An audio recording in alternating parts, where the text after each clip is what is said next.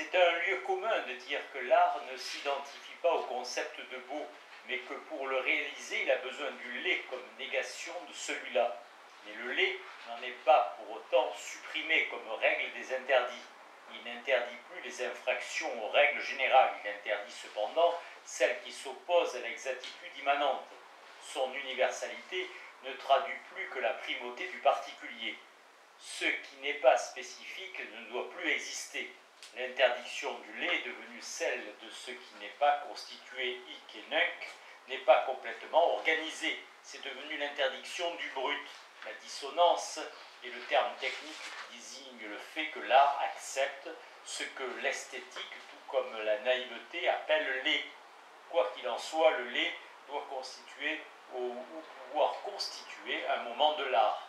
Esthétique du lait, tel est le titre d'une œuvre du disciple de Hegel, Karl Rosenkranz.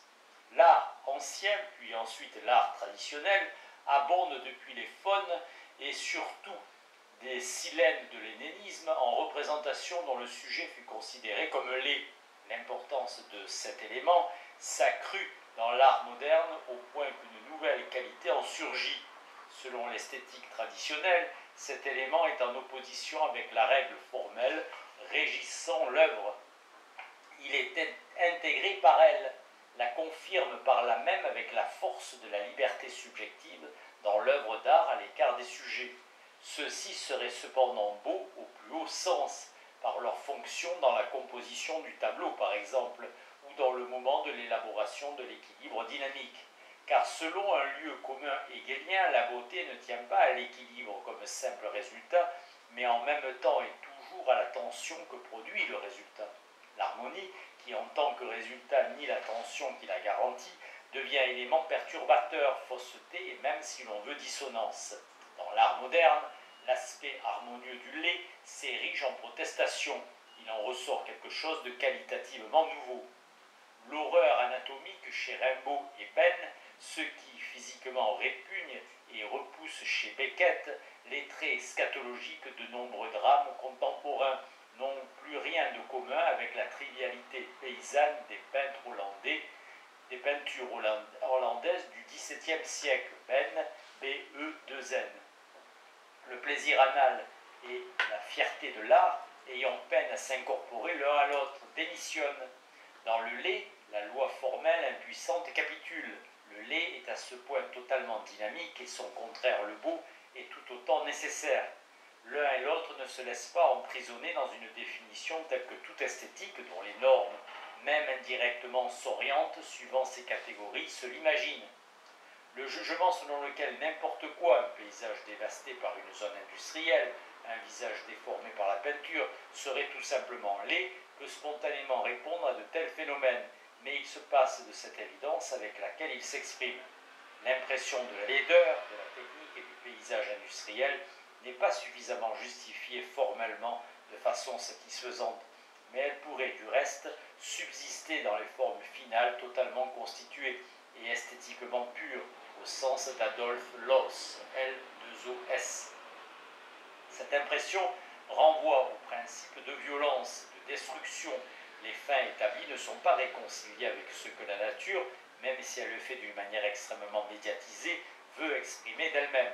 Dans la technique, la violence à l'égard de la nature n'est pas réfléchie par représentation, mais saute immédiatement aux yeux. Ceci ne pourrait être modifié que par un changement d'orientation des forces techniques de production qui essaierait de s'aligner non seulement sur les fins voulues, mais aussi sur la nature, laquelle prend ici une forme technique. Le déchaînement des forces productives pourrait, après suppression de la pénurie, s'étendre dans une autre dimension que celle de l'augmentation quantitative de la production. On en trouve des rudiments là où les bâtiments fonctionnels s'harmonisent avec les formes et les lignes du paysage. Et bien sûr, lorsque déjà les matériaux dont sont faits les artefacts proviennent de leur environnement et s'y intègrent, comme c'est le cas de beaucoup de châteaux. Ce qu'on appelle paysage culturel est beau comme modèle de cette possibilité. La rationalité qui ferait appel à de tels motifs pourrait aider à cicatriser les blessures de la rationalité. Même la condamnation naïvement portée par la conscience bourgeoise à l'égard de la laideur du paysage bouleversé par l'industrie établit une relation, la domination visible de la nature, là où la nature présente aux hommes la façade du non dominé. C'est pourquoi cette indignation s'insère dans l'idéologie de la domination. Une telle laideur disparaîtrait si le rapport des hommes à la nature se débarrassait un jour de son caractère répressif, qui perpétue l'oppression de l'homme et non l'inverse. Dans le monde ravagé par la technique, cette disparition de la laideur est potentiellement contenue dans une technique devenue pacifique et non dans des enclaves planifiées. Tout ce qu'on prétend simplement laid peut, par sa valeur au sein de l'œuvre, émanciper du culinaire, rejeter sa laideur. Ce qui passe pour laid, ce qui est rejeté par l'art en marche vers son autonomie, est tout d'abord ce qui est historiquement vieilli et par là ce qui est en soi-même médiatisé.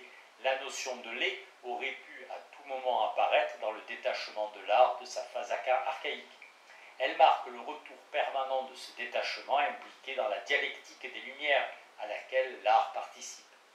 La laideur archaïque et les grimaces cultuelles, menaçantes à la façon des cannibales, étaient quelque chose de constitutif, imitation de la crainte qu'elle répandait autour d'elle comme expiation. Avec l'affaiblissement de la crainte mythique par la prise de conscience du sujet, ces caractères sont récupérés par l'interdit dont ils furent l'organon. Ces traits ne deviennent laids que vis-à-vis de l'idée de réconciliation qui naît avec le sujet et sa liberté naissante. Mais les vieux épouvantails subsistent dans l'histoire qui ne tient pas la promesse de la liberté et dans laquelle le sujet, en tant qu'agent de la servitude, prolonge le sortilège mythique contre lequel il se révolte et sous lequel il se trouve. C'est en art qu'ont pu se réaliser l'expérience que traduit la réflexion de Nietzsche, selon laquelle toutes les bonnes choses ont été un jour mauvaises, et également le point de vue de Schelling sur la terreur originelle. Le contenu aboli et restauré est sublimé en imagination et en forme. La beauté n'est pas le pur commencement à la manière platonicienne, mais a pris forme dans le refus de l'ancien objet de la crainte qui ne devient laid que par ce refus, et pour ainsi dire n'émerge que rétrospectivement à partir de ses fins. La beauté est le sortilège ensorcelé, et celui-ci se transmet à elle. La plurivocité du laid provient de ce que le sujet subsume sous son concept abstrait et formel, tout ce sur quoi dans l'art porte sa condamnation, aussi bien la sexualité polymorphe, l'enlaidissement et la mort transmise par la violence. Ce qui se répète engendre cet autre antithétique dans lequel le concept même d'art n'existerait pas. Reçu par négation, cet autre ronge en le corrigeant cet affirmatif de l'art spiritualisant, antithèse du beau dont il fut antithèse. Dans l'histoire de l'art, la dialectique du laid absorbe également le beau, le kitsch. De ce point de vue, et le beau comme quelque chose de laid. Il fut interdit au nom de ce même beau qu'il fut jadis et qu'il contredit maintenant à cause de l'absence de son contraire. Mais le fait qu'on ne puisse définir que d'une manière formelle le concept de laid, comme d'ailleurs son corrélat positif, est intimement lié au processus immanent d'Aufklärung de l'art. Car plus celui-ci est totalement dominé par la subjectivité, et plus celle-ci est obligée de se révéler irréconciliable avec tout ce qui lui est préordonné. Plus la raison subjective, tout simplement, le principe formel, devient un canon esthétique. Ce principe formel, obéissant aux légalités subjectives, sans égard pour son autre, conserve sans être ébranlé par un quelconque autre son caractère de satisfaction. La subjectivité, inconsciente d'elle-même, jouit du sentiment de sa domination. L'esthétique du plaisir, une fois débarrassée de sa grossière matérialité, coïncide avec les rapports mathématiques dans l'objet artistique, dont le plus célèbre dans les arts plastiques est la section d'or qui trouve son équivalent dans les rapports des harmoniques simples sur la consonance musicale. À toute esthétique du plaisir convient le titre paradoxal du Don Juan de Max Frisch. L'amour de la géométrie. L'art doit payer dans le concept du laid et du beau le prix du formalisme professé par l'esthétique kantienne et contre lequel la forme artistique n'est pas immunisée parce qu'il ne s'élève contre la domination des forces naturelles pour la poursuivre sous forme de domination sur la nature et sur les hommes. Le formalisme du classicisme commet un affront. Il souille précisément la beauté que son concept glorifie par la violence, par ce qui arrange, ce qui compose, qui s'attache d'une manière indélébile à ses œuvres exemplaires. Ce qui est imposé, surajouté, dément dans son ensemble l'harmonie que sa domination entreprend d'établir. L'obligation imposée reste facultative, sans que le caractère formel du laid et du beau doive être annulé après coup par l'esthétique du contenu. Son contenu est définissable. Il lui confère précisément la lourdeur qui interdit de corriger l'abstraction immanente du beau par un excédent disgracieux de matérialité. La réconciliation comme violence, le formalisme esthétique et la vie irréconciliée forment une triade. Aspect social et philosophie de l'histoire du laid.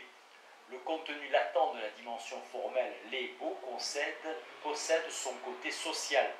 La raison pour laquelle le laid fut admis fut anti-féodal. Les paysans furent considérés désormais comme pouvant servir de thème à l'art. Plus tard, chez Rimbaud, dont les poèmes sur les cadavres défigurés poursuivaient plus franchement cette dimension que les martyrs de Baudelaire lui-même, la femme déclare lors de l'assaut des Tuileries « Je suis crapule, quatrième état ou lumpenprolétariat ». L'opprimé, qui désire la révolution, est vulgaire selon les normes de la belle vie de la société laide et rendu difforme par le ressentiment. Il porte tous les stigmates de la dégradation sous le fardeau et la servitude du travail, surtout manuel. Parmi les droits humains de ceux qui font les frais de la culture, il y a, dirigé de façon polémique contre la totalité idéologique affirmative, également ceci, le fait que ces marques sont dédiées à la mnémosine comme imago.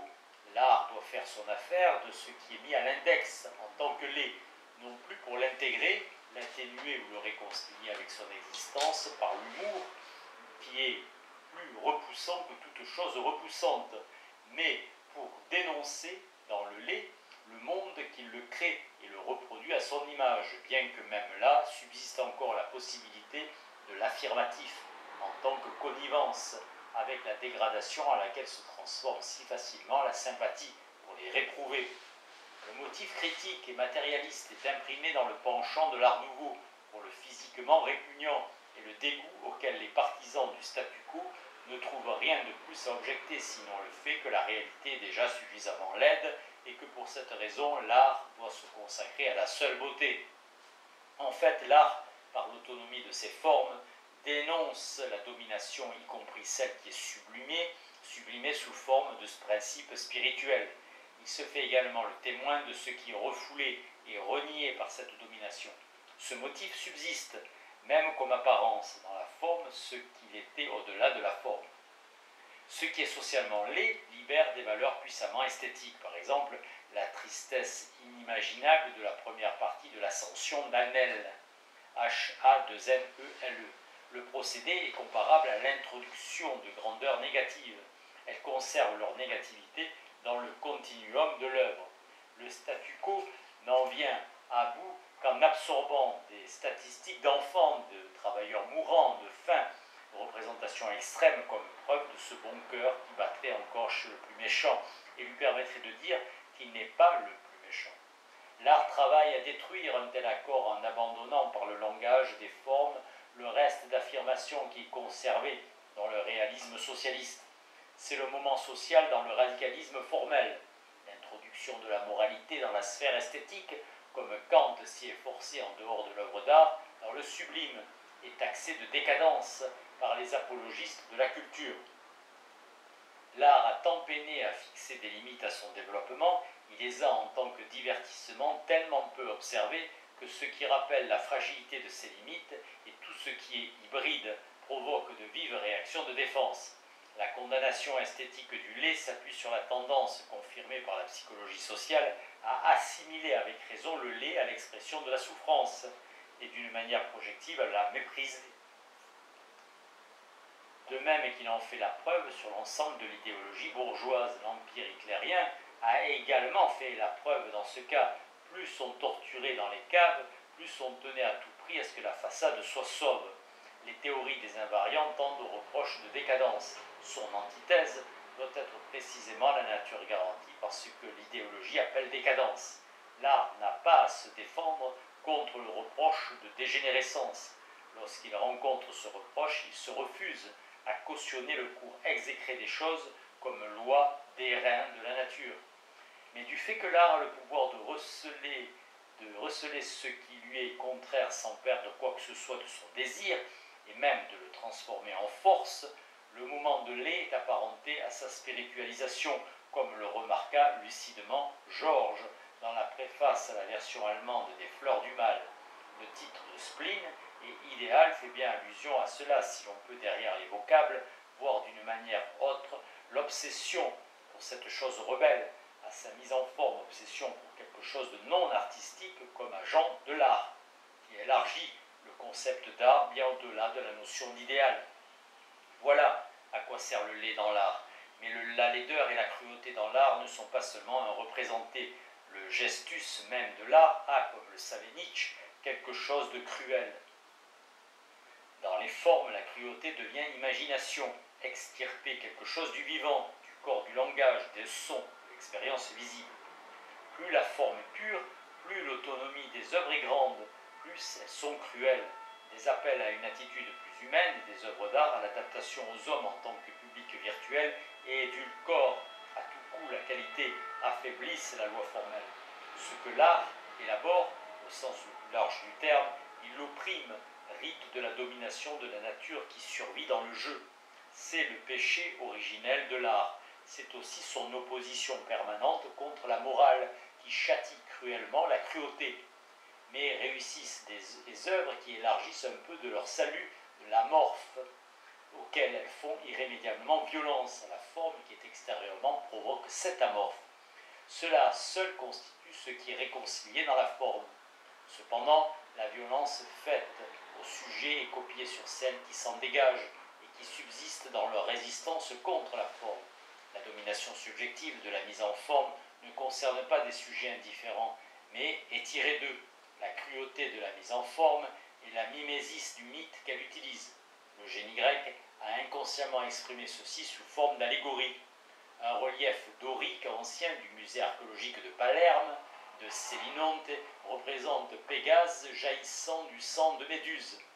Si, dans les œuvres d'art nouvelles, la cruauté lève la tête sans phare, elle rend compte de cette vérité selon laquelle, devant la supériorité de la réalité, l'art ne peut plus a priori se sentir capable d'effectuer la transformation du terrible dans la forme.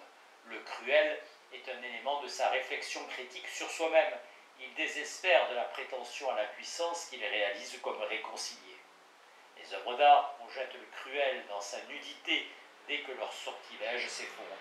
Le caractère terrifiant et mythique de la beauté s'imprime dans les œuvres d'art comme leur irrésistibilité, telle que celle-ci était jadis attribuée à Aphrodite Péton, P-E-I-T-H-O-N.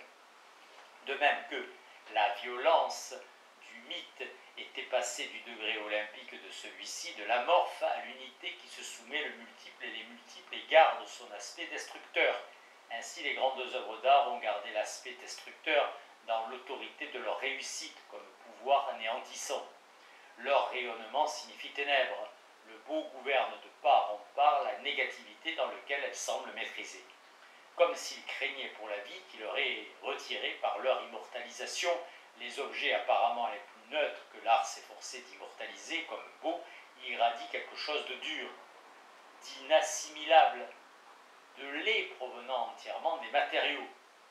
La catégorie formelle de la résistance, dont cependant l'œuvre d'art a besoin pour ne pas sombrer dans le jeu gratuit dénoncé par Hegel, introduit la cruauté de la méthode même dans les œuvres d'art de période heureuse, comme celle de l'impressionnisme. Elle introduit par ailleurs les sujets grâce auxquels s'épanouit le grand impressionnisme, rarement sujet de la nature paisible, mais au contraire affecté d'éléments civilisateurs qu'ensuite la peinture prendra plaisir à s'annexer. Du concept de beau, on peut admettre que le beau a plutôt pris naissance dans le laid qu'inversement. Mais si l'on mettait à l'index ce concept de beau comme le font de nombreux psychologues pour l'âme et de nombreux sociologues pour la société, l'esthétique devrait s'y résigner.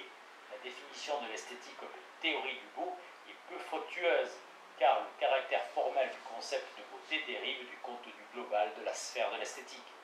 Si l'esthétique n'était rien d'autre qu'un catalogue systématique de tout ce qu'on appelle le beau, nous n'aurions aucune idée de la vie au sein du concept même de beau. Dans ce que vise la réflexion esthétique, le concept de beau ne représente qu'un moment. L'idée de la beauté évoque quelque chose d'essentiel dans l'art sans cependant l'exprimer d'une manière immédiate. Si l'on ne disait pas des artefacts sous des formes très diverses qu'ils sont beaux, l'intérêt qu'on leur porte serait incompréhensible et aveugle, et personne, artiste ou amateur, n'aurait de raison de sortir du domaine des fins pratiques, celle de la conservation de soi et du principe de plaisir que l'art exige de par sa constitution. Hegel fige la dialectique esthétique en employant la définition statique du beau en tant qu'apparition sensible de l'idée. On ne peut pas plus définir le beau que renoncer au concept de beau. C'est exactement ce qu'on appelle une antinomie.